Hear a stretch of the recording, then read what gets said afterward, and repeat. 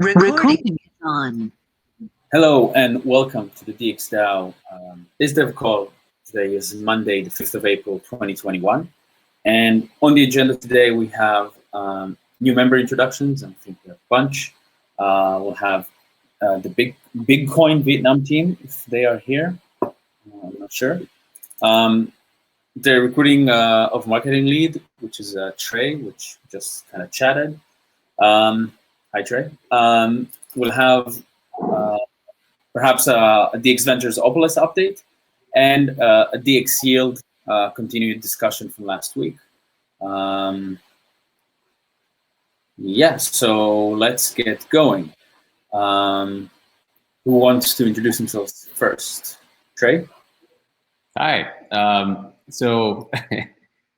than being a DGen ICO or investor here, executive recruiter. I am a former entrepreneur. I guess you can kind of give the quick background. So I used to have a rich media company for about 8 years, sold that to a competitor, got into executive recruiting 6 years ago. Since then, placed about 150 executives at various different startups, everywhere from consumer tech startups to digital media to getting into fintech and a lot of SaaS as well. I own my own firm. It's called Position. We're a 4-person team. One of the people with me is Chase, who's also on the call. Chase also helps me out a lot of the fintech type searches. He's also a crypto enthusiast. And we worked on quite a few different projects, everyone from Keep being one of our most recent successes, placing their head of product, a lot of work with CoinDesk here recently, then previous work with their competitor BTC Media or BTC Inc., which is how I know Chris Powers. For them, placing anywhere from their GM Media to their SVP of Sales to the CEO of Poet, which is one of their token projects they launched ICO back in 2017. So that's the quick bit about us. We recruit everything from heads of marketing, sales, finance, operations, HR, you name it. It's kind of across the board. And typically working with anywhere from seed stage companies getting into late stage companies. So working primarily with US-based companies. We've done a little bit of work in Europe. It's not, I would say, our focus area.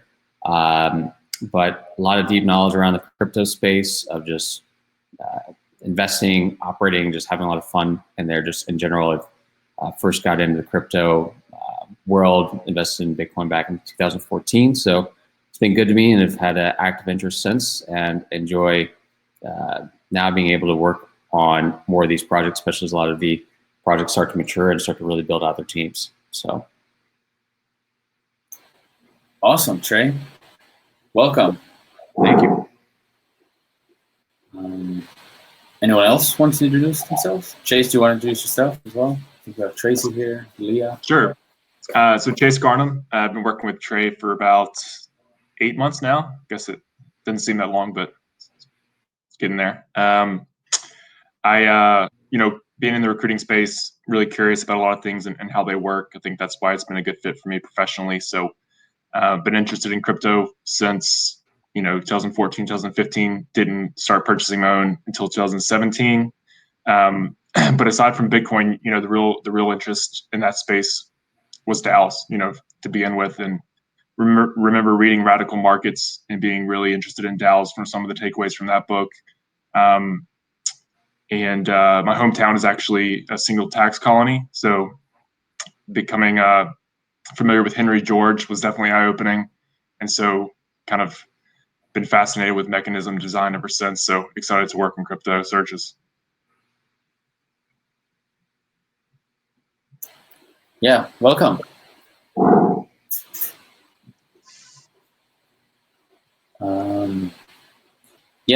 Tracy. There's Leah here as well, and Kermit. If you guys want to unmute and maybe chat. Yeah, I think Tracy and Leah are from Bitcoin Vietnam. We're connected with them on Telegram. Yeah, feel free to introduce yourself, guys.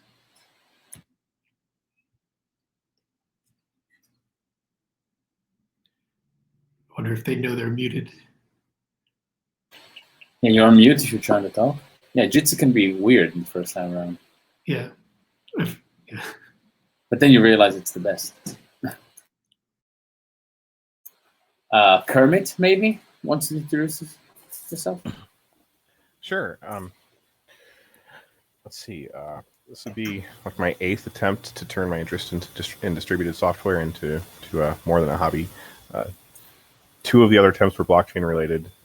The other ones were more, quote, peer-to-peer. I worked with Phil for 3 months in 2018, the auditor, and he knows John. That's how I got involved with this. It would be great to have something very philosophically aligned with distributed software be more than to be actually a full-time career. That's what I'm trying to accomplish. And it looks like the market can afford to bring on some new people right now.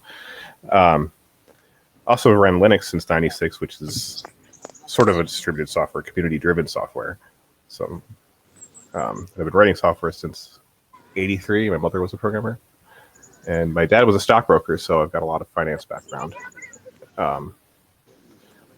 That's my intro. Sorry, I didn't have a chance. I wasn't prepared to write this. I didn't know I was going to be introing. Yeah, no worries. Welcome, and feel free to, if you want to drop like more information about yourself in the chat, like any of you guys, and yeah, welcome. Thank you. Yeah, so I'm gonna repeat my spiel because I guess it's a good spiel.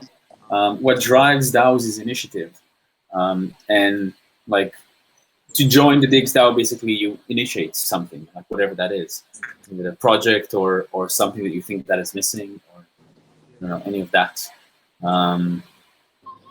So yeah, and I think I saw Tracy unmuting. So I'm actually chatting with them. They can't hear us right now, so I'm asking them to try restarting their browser. I'll pipe up when they get connected again. Thanks, Ted. All right. Just saw it go unmuted. Okay, no. Never mind.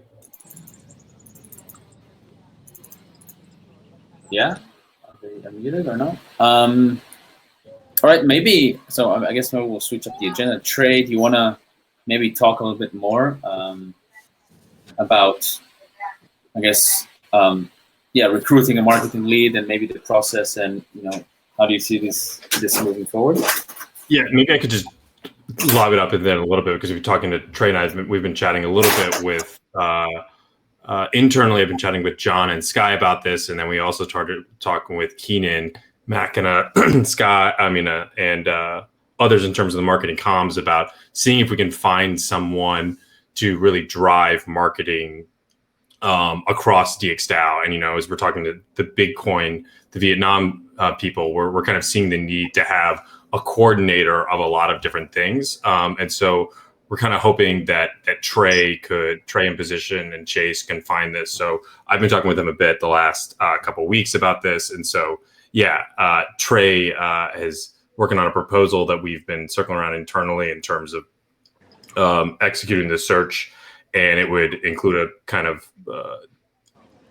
it's an interesting process, I think, for us, because obviously this is the first time in terms of recruiting. So I think it'd be a really interesting opportunity for both. And so Trey has worked in this a lot in the past, and he kind of gave you your background there.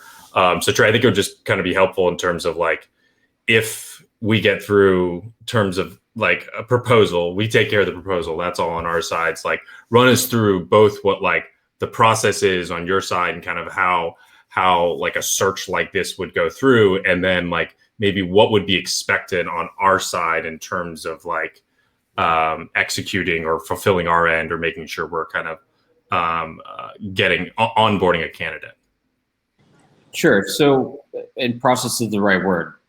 You're going to put a process in place, and that process is not us looking through a database of, hey, we know a guy or a person for this role. This is really more about how do we go and look effectively at the market and give you proper intel to say, we have looked at effectively at these companies, these type of individuals from these different market sectors, and we put together a list of all the people we could go after, and then from there, then strategic plan to get them engaged, put them through a process in which we're interviewing them as the first step to be able to vet them and then put the best candidates in front of you.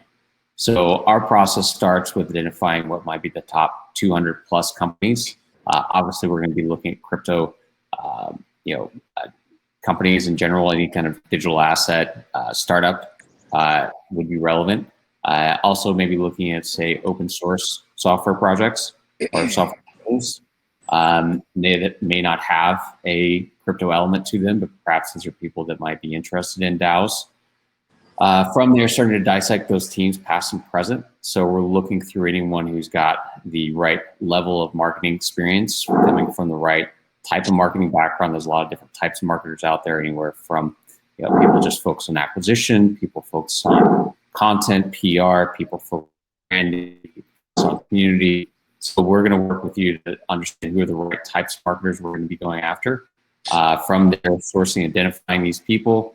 That list of people we're targeting is all going to be shared with anyone, Chris, from your side, you deem that we should share with. And that all is kept in an open source, or not open source, but well, it's kept in, typically we keep this in a Google Doc, although you tell me if that's safe enough from your side and if we should do something in a different manner, because I know Google's always not the most trusted. No, so yeah, it's just you've countered like the first problem that's like fits in with a lot of what we've been doing. So it fits, yeah, we're on the right track. Yeah, so we can figure out the right method for sharing from that regard. But the main thing with sharing this document is to give you visibility into all the people we're going after, who we've reached out to, what amount of times, who's coming through our interview process. And then from there, we're submitting over to you fully vetted candidates. You're getting not just their resume, but a full summary of our understanding of their experience, why we think they're a fit. And then we're turning it over to you to help guide them through an interview process with you and your team. From there, as you start to center around the folks that you think are most relevant or the best possible fit, we're helping you close them and get them on the team. So this will definitely be a little more unusual than the other clients that we've worked with that have more traditional format, but we're excited about understanding how this all works with DAOs and seeing how to get this person on board and find the right type of fit. Look, it's going to be a tough search. Finding someone who has enough knowledge of DAOs, or at least is hungry for enough knowledge and eager to learn, that coupled with having the right level of marketing expertise and also someone who's comfortable with the DAO organizational structure and knowing this is almost like working as a freelancer. Look, it's going to be a challenge, but that's a challenge we're up for. So. Yeah, Chris, do you want to say something? I would just maybe ask a couple questions. Yeah, I mean, you kind of touched on it, but like crypto or like not crypto, and maybe like how should we be thinking about it? Because I think, what you said there was like, and we kind of, or at least I say this, I say we always want people who like get it, right? And like whatever it is what we're trying to do, the products we're trying to build kind of fit into the whole like working culture. And so like marketing being not like I guess there aren't a lot of great maybe marketers in crypto right now. And so is it going after like those that are there, or maybe like those that are outside and maybe like have like a casual interest in crypto? And honestly, I think it's going after both. That's the reason why we've got to cast a wide net here to see who's coming through. And from there, as you start to cast this net and start to get people through, you're going to also get a lot of new leads and new playbook. That's just part of our process. But we're going to initially go after the folks that are in crypto, see if we find anyone that's interesting. We may not. Or these people may just be, the best ones may be at projects that are already going so strong that they don't want to leave, right? But that's also why we go after folks in adjacent industries. I think there's plenty of areas of, say, enterprise SaaS that might be relevant. There could be other areas of tech that we can go after and look into. Open source software, I think any one of those companies could be an interesting idea to go after. So there's a lot of those type of companies out there. So, yeah. if this marketing person were circles, we can visualize. So one of the circles will be the DAO knowledge, another one being like marketing knowledge, third one, let's say, crypto knowledge. I would rather have someone just having the two circles, marketing and crypto knowledge, than having the DAO knowledge. Like the DAO, we are like, the DAO is not done, right? We keep developing how DAOs are and how they work, and we rather have someone expert on the other areas, and then the DAO will come with them. And also another thing, like marketing in crypto is, I would say it's not very traditional marketing, especially for us. We can't have trackers, we can't have analytics, stuff like that. We can't rely on standard tools that other software companies use, and even crypto companies use. We don't use any trackers at all. So traditional marketing will be hard at DXDAO. I would say our marketer is more like a street marketer, a hustler, a lot of contacts, knows people, knows like what worked with other projects and not. A little bit of like experience in that sense. That's my vision. And agreed, it's crafting a narrative. Sorry, go ahead. And I kind of want to speak on that.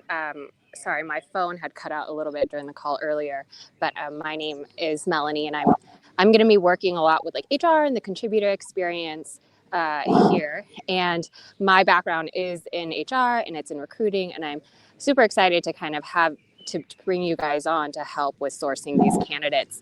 From what I do know about DXDAO and about working with, this organization, it's really not traditional. A lot of the sourcing will come from different places, not like the traditional LinkedIn or just even sourcing candidates on regular platforms like Indeed. So I definitely agree with what he was saying about, the people that we're looking for to do our marketing is definitely someone who has connections, who is a hustler, who's going to be on, Twitter and has like a following to help kind of get our name out there. So definitely to keep that in mind while you are sourcing candidates.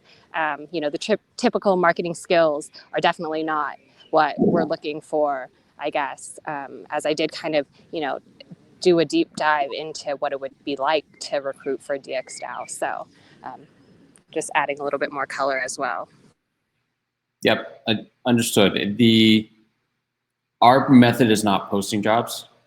It's more going out and finding who these people are, and lots of times they already have a job, and saying, hey, have a conversation about this new opportunity, and let's see if this might be a fit. But agreed, this is not just LinkedIn. LinkedIn might be a source, but it's definitely not everything we're relying on. I think Twitter can be excellent for this. If this person's not adept at understanding crypto Twitter and is not active within certain communities and following certain people, they're probably not going to be a fit. So within our shared Google Doc, we will be putting their Twitter handles just so you can get an idea of who these people are and start to look at their feed. But we can look in a lot of other areas as well. Are these people writing Medium articles? Anything other than that, that's maybe longer form, or maybe they've got a podcast. So we're open to any of those type of ideas. So also, I had one other question. Sorry. Hi, Tammy. I'm one of the other contributors. So do you think that market rate speaking and based on the fee that you would be charging if we actually retained somebody through you, what would the salary requirements be for someone like that? Because currently our salary range maxes out at around just under 170K. Are we thinking that that's not going to be reasonable, or how would that work? My understanding is we're looking for someone that, Chris had been a little hesitant on putting, say, a level person calling them all lead. If I were to maybe translate this into a traditional company, I might call this marketing director. It's somebody who's still very hands-on, but they're not, say, VP once you're starting to lead a team, right? this person is still a very hands-on individual contributor, but still has a certain level of domain expertise. Marketing director for a company, maybe call it a SaaS startup out there that's called Series A level. 150 to 170 would be right on target. They might have a bonus on there, but my understanding is this person's their bonus is in DXD or other tokens. Is that correct? Yeah, that's correct. I feel like we're almost. I feel confident we're kind of like just over the line, and we would be competitive, Tammy. But I think it is. We would be going for someone who is senior, like on our scale, would be someone probably presumably 5, right? And then, but is, I mean, I kind of think of like hungry is a word, and someone who's like about ready to like jump up a level.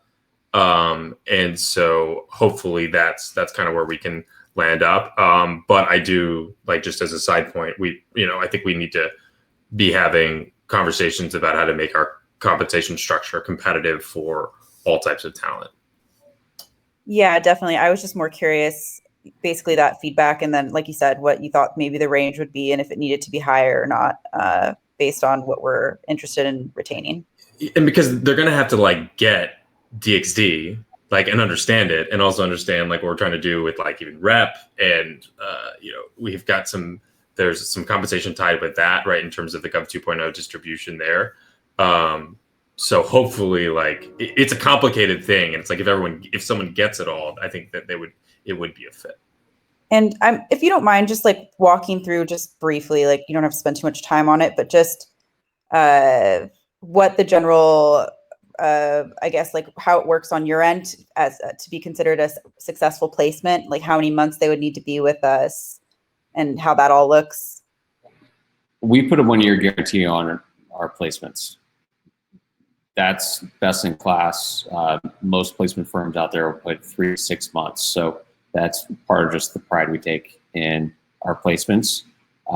If anything goes wrong, if they say, hey, this is not the right fit, if they leave on their own, maybe they have a life event and they need just a lot of working all together, or things happen. We're there to refill this position and get someone else in the chair. Okay, thank you. Appreciate it. I just wanted to add to Zet's point about the circles, like maybe a 4th circle would be somebody who has an understanding of something similar to what Omen is, because I think that's like our main consumer-facing product that could really expand the market. So somebody who can understand prediction markets or something adjacent to prediction markets, I think would be a big. So like a DraftKings marketing person who's like into crypto, for instance, something kind of like related. But yeah, I think that would be good too.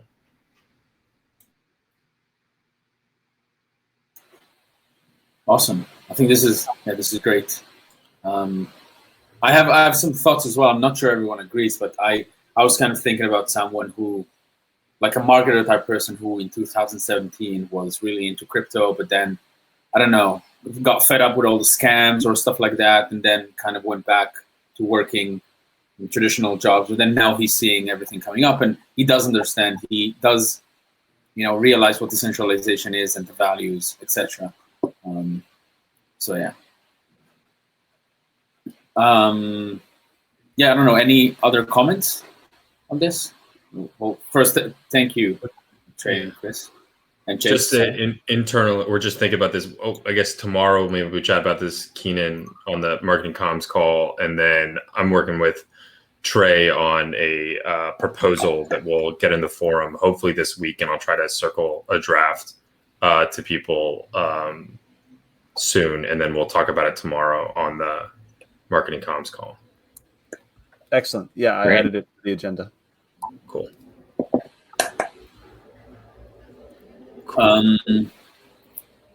Yeah, all right. Should we move into the next topic of? Yeah, I think it'd be good to go to Bitcoin. Yeah, it's. I think their sound should be working now. It's quite late in Vietnam, so thank you, Tracy and Leah, for joining at this time. Yeah. Yeah. You there, Tracy? Hey, yeah, I'm Tracy. Can you guys hear? Can you guys hear me? Yes. We can hear you. Okay, cool. Yeah.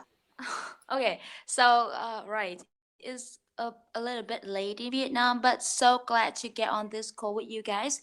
In the very first place of the call, I will cut off, and like it took me some time to get familiar with this app. So sorry for about that. So I think maybe because I'm new here and with our colleague, she's Lear, so I can introduce a bit more about Bitcoin Vietnam. So yeah, from that we can have better understanding.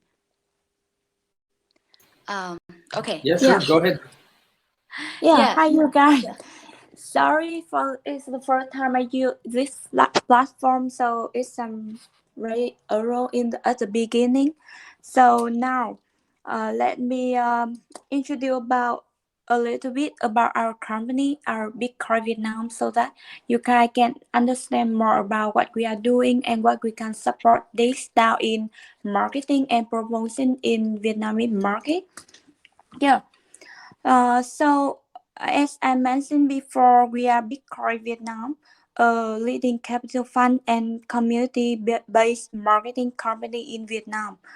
We established from 2017 and until now, for more than 3 years of operation, we have been supporting more than 100 projects tapped into the Vietnamese market successfully, and I can name to you guys some notable customer like AAVE, Flow Blockchain, Bella Protocol, Cypherium.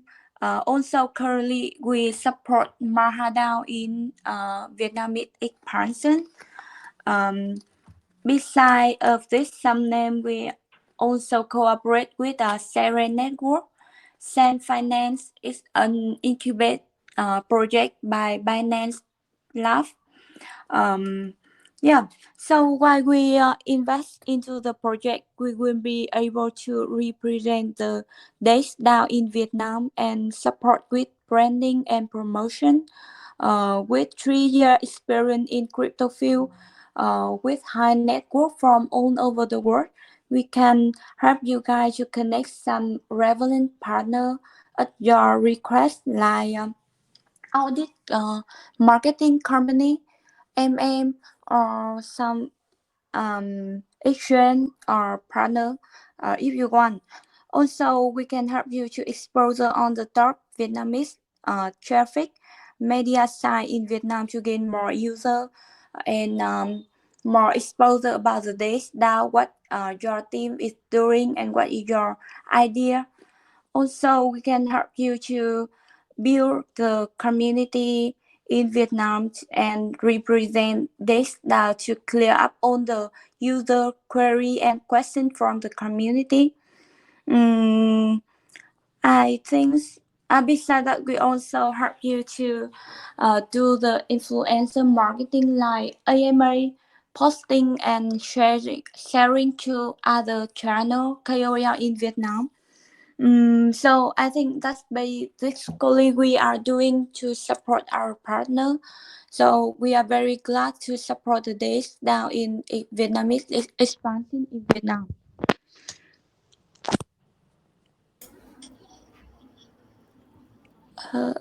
Thank you. Yeah. Yeah. Awesome. Anyone have any questions? Or? So, Leah, you mentioned that Bitcoin does investments as well as works on marketing. Yes. Yeah. What would be like the typical process in terms of investments for Bitcoin? Yeah, sure. We are all our normal tickets is around 50 to 200K dollar USD. However, it also depends on our discussion to find the best way for collaboration about the investment and marketing. So I I know more on that. Yeah, so as Lee mentioned, our ticket ranges from 50,000 to 200,000 USD, and the process would be we discuss with the project, we have a meeting, see the token metrics, and also have a researching team to understand more about areas, like know about the ideas, partners, resources, products of the projects, and then we can discuss on investment. And also we want to help the projects to do the marketing in Vietnam, because when we invest into the project, which means that we trust into the development of the project, so we want to help them to gain more users and do the branding in Vietnam. Yeah.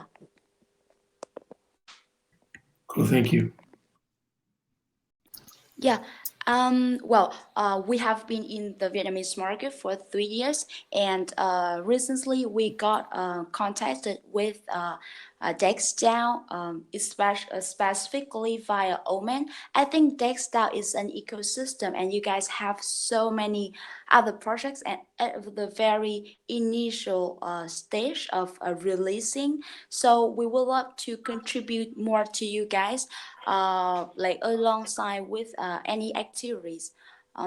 We have our ecosystem too, so maybe this weekly meeting of DXDAO can help us to understand how you guys are working together and how the contributors, members in the call, and also Bitcoin can join in supporting you guys. Yes. Thank you so much for joining, especially given the time of night. I think you're right that the one of the areas that is an opportunity for DXDAO is Omen as a product. So I'd be interested in thinking about how we could maybe grow Omen in the community. In terms of immediate things that would be we'd be able to do, I think that we are still maybe not able to grow and actively manage communities in different regions. But I think it would be very great to have all of our content start to be maybe distributed in that. So maybe that's a place where we could start by starting to translate some of the articles, maybe especially as it relates to Omen too, just so that we could start to have some content that was generated for the Vietnamese community. Yeah, I would also add. I think it can be the good start. No, go ahead. Sorry. Yeah, I just wanted to say that I think it's a good idea that we start with translating all the materials into Vietnamese first. Okay. Yeah. I was also thinking of maybe we figure out like a test budget and seeing like if we can get traction in Vietnam for Omen. Maybe after the next release or the release after that, like we could actually test that and see, with your marketing services, how many people we can actually get into Omen from the Vietnamese community. And I honestly, I think this is a very viable like go-to-market strategy for Omen to actually try with the Vietnamese market if we have strong partners there. And yeah. Okay, so you mean that we can start something small to test the market with Omen, right? Yeah. So I like if I could think of an action item, it would be like in this angle is to maybe come up with a proposal, and we can do a back and forth on this proposal and try to figure it out. And the proposal is basically a certain budget to actually get a certain amount of users to use Omen, and this is giving that Omen is on XDAI and the gas prices are fairly cheap, and yeah. And then we can see like how much traction we're able to get. Okay, that can be a nice idea. Okay, so with that, I think it's fair if we can put into a proposal later after this call. We will need to, how to say, have some more understanding of Omen first, and then suggest you guys best activities for the testing. Another thing that I'm curious about when we were researching about DXDAO is the MISA product. I'm not sure if I pronounce it correctly. Yeah, that's correct. I mean, some people may say Mesa, but it's pronounced both ways. And we are actually actively developing a new version of Mesa, which will be coming out soon. So it could be also a good fit for working together around the Mesa launch, like the relaunch, because it's a token auction platform. At least the new version will be. Mm-hmm. Do you have any expected time for the new release yet? I think in the next couple of months. Okay, got it. Okay, yeah. If with that, if you guys are focusing on Omen right now, we can start with Omen first. Yeah, I think Omen makes sense as a place to start. Swapper is another product that is live. It's very much like Uniswap. We could talk about that as well. I'm curious to question, like Chris mentioned, community would, I think translations is the best place to start. But if we were to work with Bitcoin on like branding within Vietnam, would it be, or like how important would it be to have somebody in our like chat forums who can speak Vietnamese with people who are us? Because like we just started. Everything has been in English so far within the chats, but there is now a Russian language channel within the Discord, and I think maybe we could start to expand the number of languages that are kind of supported within the chat forums. And yeah, I'm just kind of curious if what you guys think about that, and if you could help maybe even find somebody for that role. Well, you mean somebody speaking Vietnamese to be active on forum? Yeah, you guys exactly. are mostly active on forum, right? Forum. There's a forum called DAO Talk, and then there's a chat server called. Well, we're on Discord. You're probably familiar with Discord. I see. Yeah, Discord. I do know. How about Telegram? There are Telegrams as well, and they're connected with the Discord. But yeah, something like either Telegram or Discord, like having a Vietnamese language version. I see. Oh, well, so in Vietnam, people are mostly active on Telegram. We do have people on Discord, but not really a lot. So if you guys ask for our advice, we would suggest to like have a channel or a group in Vietnamese on Telegram. Yeah, how do you think?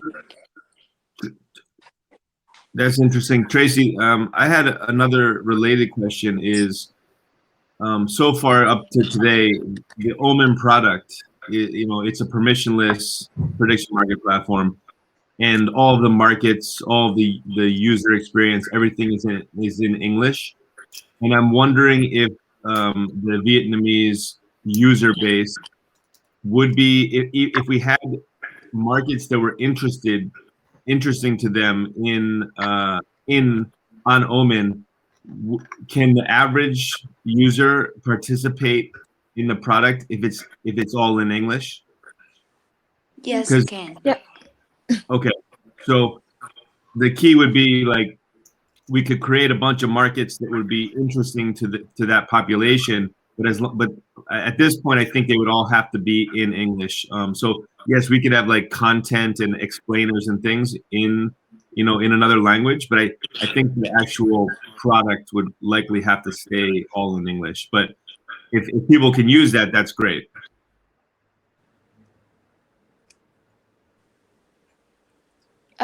Yeah, Leah, do you want to say something?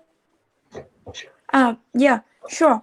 Actually, I mentioned before that not all Vietnamese user can understand English. So, I think this Vietnamese people can basically have reading comprehension in English.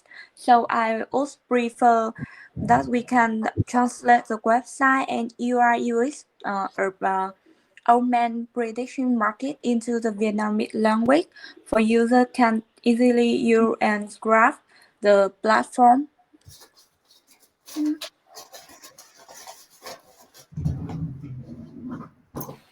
Like to be like maybe this is something that we need to discuss internally, but I would think that kind of like I mean translations or localizing the content is I don't know if that's top priority. Like I would say for Omen, we would probably to build a Vietnamese Omen community, whether this is on Telegram or somewhere else, and then try to engage with that community to actually use Omen. And yeah, like that would be kind of the goal. I'm not sure. I guess we'll have to discuss, and your feedback as well is important here, like whether people will be able to use Omen without localization or. Oh, why don't you want to like translate the website into Vietnamese? I guess the website, yeah. Yeah, I mean, like when people are using the products, like for example, we are going to have a Vietnamese community, and we have like translation and explanation in Vietnamese. Then if we have the website and the app in Vietnamese, it will be better, right? Yeah, I think so. Yes. Yeah, go ahead. Oh, sorry. Like, go ahead. I wasn't saying anything. Okay, yeah. So I was just saying that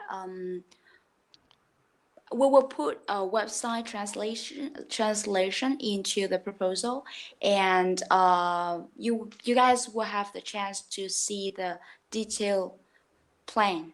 And with that, you guys can discuss within the team about what you would want to have to test the market first. So yeah, it can be discussable later. It's okay. Okay, yeah, that sounds great. I guess we could see like our first proposal and then discuss it internally, discuss it with you guys, and see where it takes us. Yeah. Oh, and by the one thing, way, I can ask how many. Yeah. No, go ahead. Go ahead. I was just trying to ask how many users you are having for, on Omen right now. 100, 200, 100. Yeah, it's a relatively low number. We don't use like Google Analytics and that kind of thing, so we don't have like as robust statistics as some sites. But Sky, do you know the number of addresses off the top of your head? I'd have to go look. Yeah, it's like a couple thousand. A couple thousand addresses have used it. Yeah, on X, 1290, and on mainnet, there's been like maybe 2,000 or 3,000. That's good.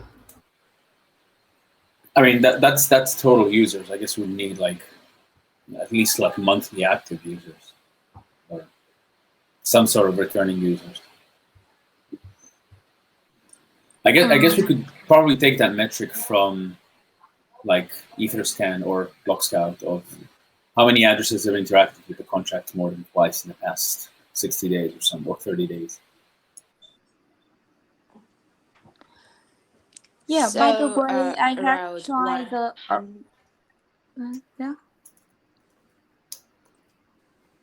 yeah, go ahead, Leah.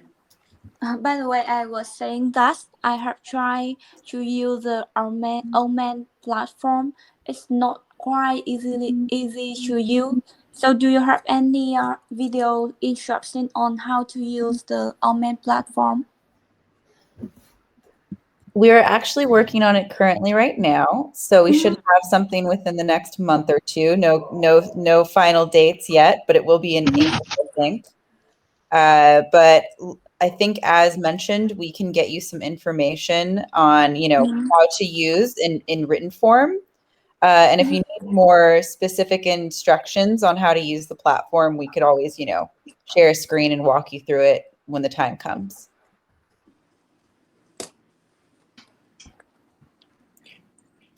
Yeah, happy to get on a call and help you use it if that's useful. Tammy, I'm wondering too, for the video production, how hard would it be, do you think, to do different versions with different languages? I think that's a great idea, and I can't imagine that it would be entirely difficult. And I can bring it up this week when we speak with the video production company. Even subtitles. Yeah, anything like that would be great. Awesome. Awesome. Okay, great. Thank you, Tracy, Leah. I guess we'll stay in touch. I think there's a Telegram group, right? And we can stay in touch there and continue the correspondence. If anyone that wants into that group that isn't yet in it, feel free to shoot me a message. That's Keenan on Keybase or Discord.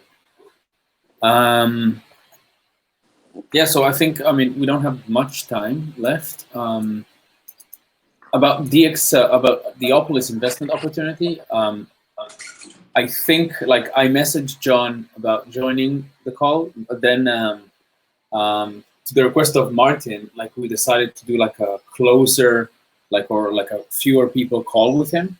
I guess people from the DX Ventures team and people from Opolis, to raise some of the questions and yeah, basically figure out if we do want to invest and how much. So that's that. If does anyone have any other updates? Do you want to update maybe, Sky, in this topic or in others? Yeah. Just on DX Ventures in general, we discussed more. There's two potential investments that we've been discussing: Opolis and also DeepDAO. DeepDAO, and so none are decided yet. But what we did was come up with criteria in a DAO Talk post. Yeah, I posted in the DAO Talk post of really important pieces of the puzzle that need to be in place in order for a DX Ventures investment to likely happen. And one of the key ones is there someone in the community that's this is a really important investment and is going to be the leader and push that through the community and present it to the community and then answer questions for the community. And it doesn't seem like we have an overwhelming yes from any single person. Part of it is that there's still these outstanding questions regarding Opolis and also DeepDAO where the token economics seem a little odd. They're not very clear. We're not sure. And so people think both products are could have big potential, but as an investment, it seems a little not 100% hell yeah, let's do this. And so unless we have an individual that really wants to spearhead one of those priorities and actually help push it through, we're kind of, we've kind of put them both on the side and we're waiting for maybe better opportunities. I don't think either one are dead yet, but it doesn't seem like the DXDAO community is super excited about either one at this point. It's a good post by Sky that summarizes what he said there. And the only thing I'd say is I think timing matters for these things, and not just where we are in the market cycle and where the project is at its stage, and if that's a fit for DXDAO.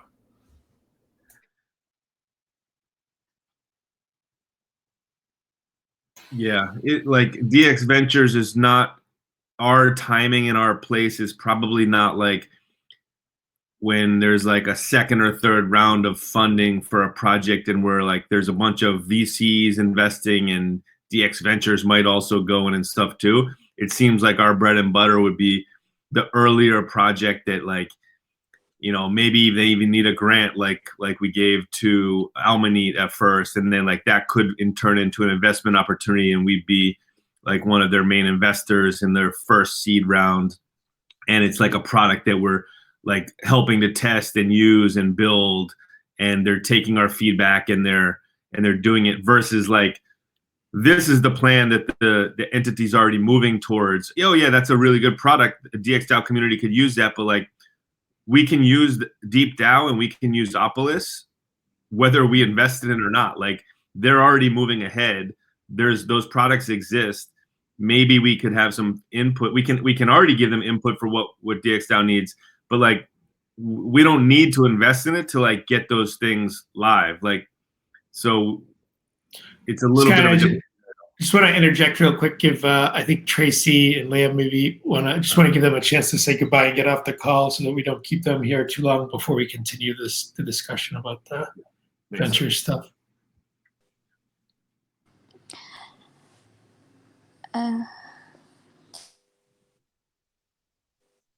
Okay, so yeah, I think it's quite late in Vietnam right now. I have one or two more questions related to the tech that you guys were just mentioning. So can I ask this? This is like DXDAO own fund, right?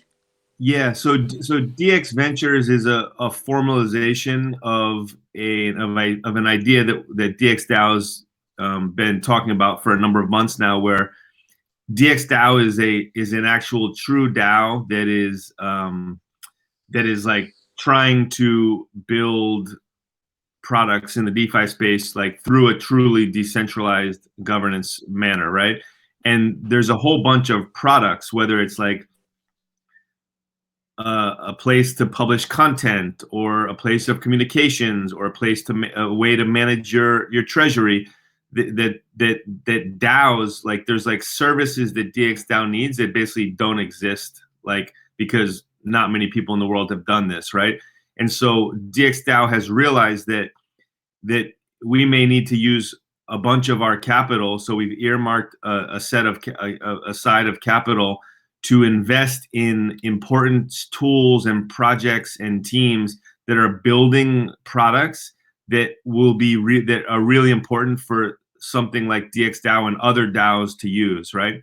And so we can send you a forum post about it, but it's kind of a side operation that DXDAO is now operating in order to help fund and then also invest in and earn returns from these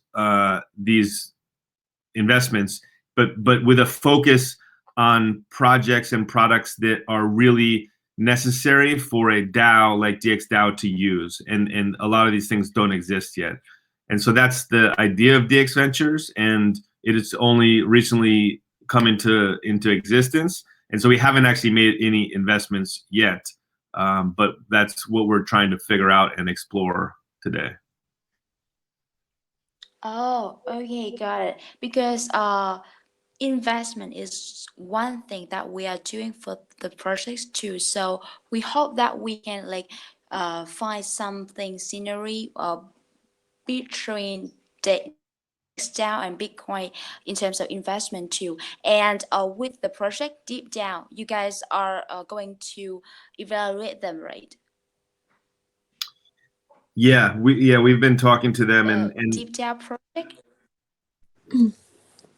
Yeah, I also had connect to the DeepDAO yesterday, and tomorrow we will have a call meeting to understand more each other too. Oh, great. Well, let's touch base when after you have that. Let's touch base on that as well. Yes, because we are going to have a call with a DeepDAO tomorrow too to explore their area of partnership. So yeah, I with this one, because we have quite a lot of projects in the network. Some of them may need like funding support, and they're really good. So maybe if you guys have like the formal criteria about which project you guys are going to invest into, we can like exchange the resources, introduce you guys, introduce together, I mean, the projects. How does that sound? Yeah, that sounds great. Let's build, let's create, like, let's go back and forth on those types of opportunities and like deal flow, and you know, obviously we have a DAO centric mentality, but if you guys see projects that are DAO related, that's quite that'd be really interesting to us. Yeah, cool. Yeah, okay, got it. Awesome. So okay, I think it's good for us now. Do we how to say, is there any important thing that we may need to be aware of, or how to say, need to know about this call, or after this, please let us know. Yeah, let's stay in touch, guys. Thanks again for joining. Very helpful. Yeah, thanks for joining. Thanks for joining such a late time. Yeah, thank you guys. I linked you that DX Ventures post in the chat. Sure, that would be perfect. Thank you guys a lot for the call and for the meeting. We really appreciate it, and let's keep in touch. I'm sure that we can find a lot of areas for collaboration. Yes. Thank you very much. Thank you. Yeah. DXbiz. Oh, Sounds good. yeah, it's Vietnamese. Tạm biệt, guys. Yeah, thank you so much for spending time to join the call today. So good night, because it's quite late in Vietnam right now. Yeah. Thank you. Okay. Good night. Take care. Talk to you soon. Yeah, thank you so much. Goodbye. Bye.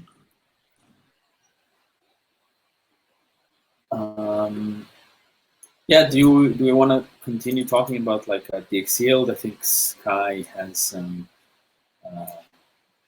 like there's some updates that will probably come into like the next treasury also. Yeah, just so on DX Yield in general, you know, in the treasury management, Keybase kind of outlined what we're calling like the risk ladder for DXDAO, and we're taking steps towards going up that risk ladder.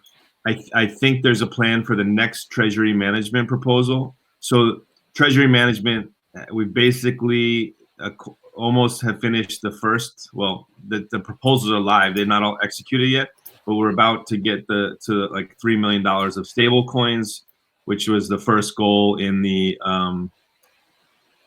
treasury management diversification proposal.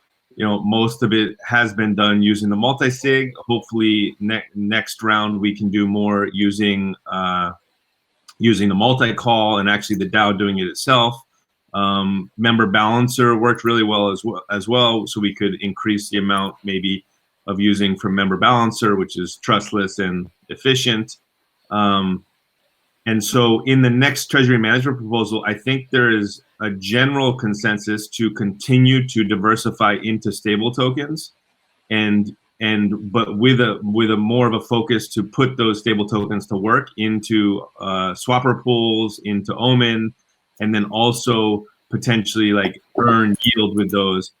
And the next step of earning yield would most likely be holding yield earning tokens like CDAI or A tokens like Aave and Compound protocols, right? And so those, you can't really buy those. I mean, it's not efficient to buy those. So I think the plan would be to continue to acquire more and more stable coins, which is still a smallish percentage of the overall treasury. And then once we have, either the current tokens that we have, like let's say a couple $1,000,000 or even more, we can take the stable tokens that we have and then put those into those protocols, which are generally reliable, safe protocols. Obviously, there is some risk, but the ones that have been around for a while and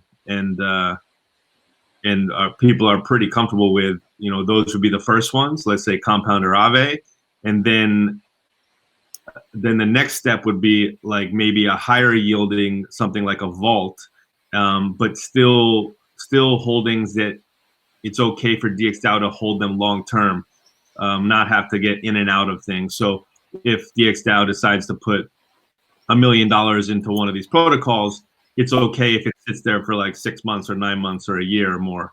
And so that would be like the next stage of DX yield. And like if that works and that's successful and we can do that with the multi-call and all that kind of stuff, then we can probably take the next step, and that would be, experiment with Y-earn or some other type of vault.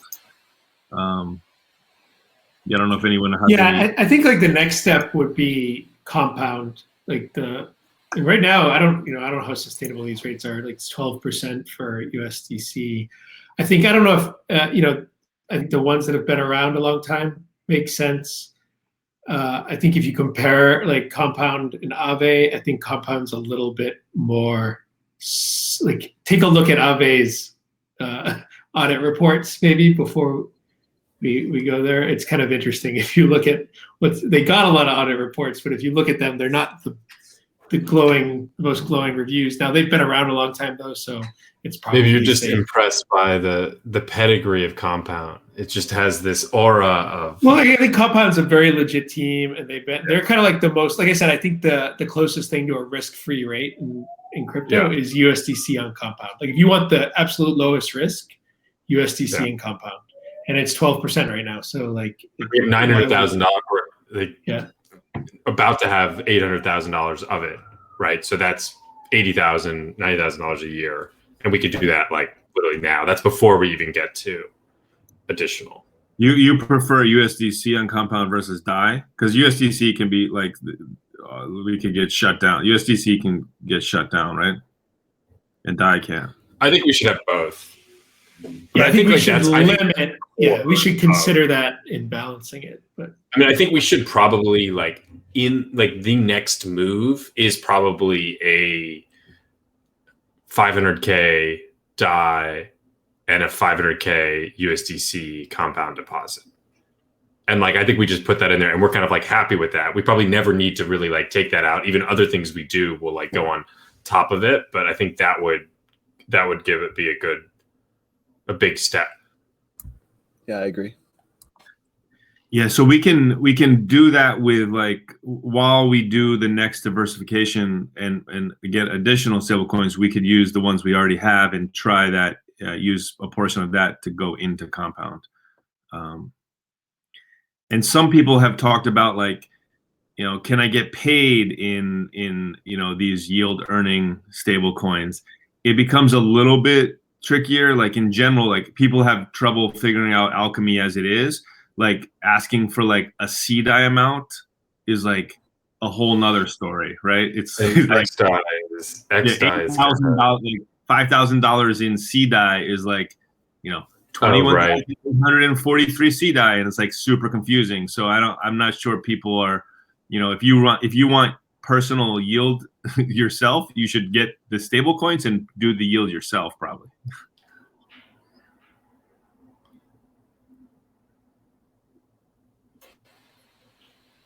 Yeah, I just want to say that the risk of if we will get blacklisted from USDC, for example, we will also get blacklisted in Compound. From what? From Compound. Can they blacklist? Interesting. I don't know. And I would I would bet Jeremy Allaire's ability to press a button is a lot easier than the ability to pass a proposal through Compound, even if they did have the ability to block addresses. Interesting. Like, I mean, at the end of the day, like if I don't know, a foreign entity that the U.S. does not want to be involved with is going to be staking on Compound. People are going to go to Eric Leshner's house, right? And they're going to tell him to shut it down. And then the question is, does he have the ability to do this, or he's going to go to jail? And then, there's a. I mean, I would assume, but I don't think that like matters when we're talking about just putting like stable coins into like earning a yield. Like we're talking about like other layers of risk. I also don't think he has the ability to do that. Yeah, Robert. Like it's interesting. Like I mean, I don't know. I don't know the answer to that. I just think it's interesting to think about.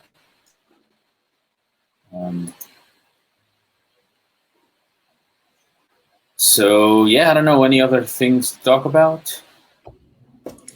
Yeah, I just want to do a throwback to Omen. I have this idea. I've seen this app, Socios.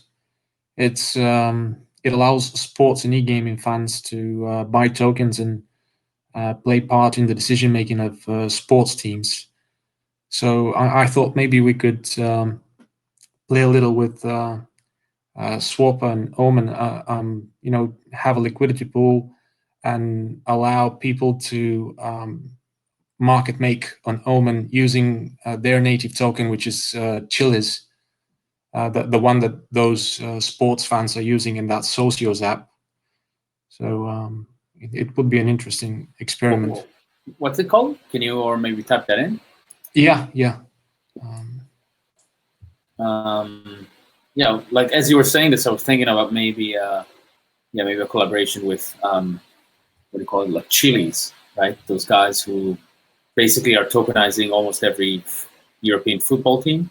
Yeah, those are the ones. Yeah. Oh yeah. Oh, it's the same thing. Oh Yeah. right, it's a Socios app. Yeah. Yeah. So if we allow that fan base to basically be their own bookies on Omen, that would be great. And it's not just soccer clubs; it's also e-gaming. They're spreading worldwide. Yeah. So a good way, if that's a good solid community, a good way would be to, if Nathan, maybe we can come up with 2 or 3 markets that community would be interested in, create those markets, fund them a little bit and share those via Twitter with their community. And that's a great way to get them, like, they're aware of Omen, aware of an interesting market that's related to their community. And then they can start to realize that they can make their own markets on Omen. Well, I think we found a marketing guy there. Heck yes, guy. Yeah, that's an amazing idea. Let's do that. Yeah, so we've done that with a few like DeFi communities, but we haven't tapped into like a sports, like other sports and communities and stuff. So like, yeah, I don't know if you know that community, like just come up with 3 markets that you think that they would be awesome. Like we can even go ask them in their community, like in their Telegram or Discord, or whatever. Like if you guys wanted markets, what would they be? And we can make those. Cool.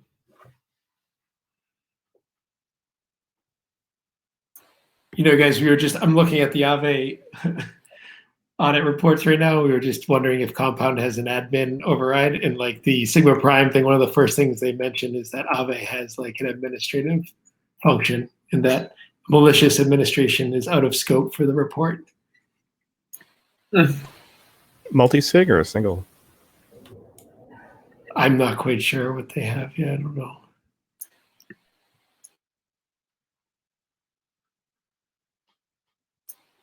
Surprise? I don't know. Probably not. Are you guys shocked that DeFi is not actually decentralized? I mean, this is why. I mean, this is all Chris Bleck does, right? And you should make the assumption that every single protocol. He did this once. He pointed out that many DeFi protocols have admin keys, and that was like a valuable exercise. He did that like a year ago, and then like that's the only he's been saying that since. And like, it's pretty apparent. I mean, like, so Compound does not have the admin keys. They're controlled by governance. They just actually upgraded to a new governance contract themselves that makes the governance, I think that makes Compound Protocol actually upgradable. But Aave is, I thought that they no actually admin keys, just Andreessen and Paradigm. Yeah, no, they just have the votes, right? Yeah, but then that's not decentralized particularly much. So it's effectively like a team plus A16Z multi-sig. That's a better way of like doing this. You like build in the system where it's like really is redundant, but you just like stack the cards in your favor, so you always have like a break glass in case necessary. To be fair, like when I started this whole farming thing, I used like set protocol. And the reason I did it with set protocol is because I actually went to Anthony Sassano and I asked him if there is a backdoor and if my funds get stolen, they'll be able to retrieve it. He said, yes, we will. And I was like, okay, I feel safe now. You feel safe. And Sassel you trust? You started farming? I mean, that was like a long time ago. Yeah.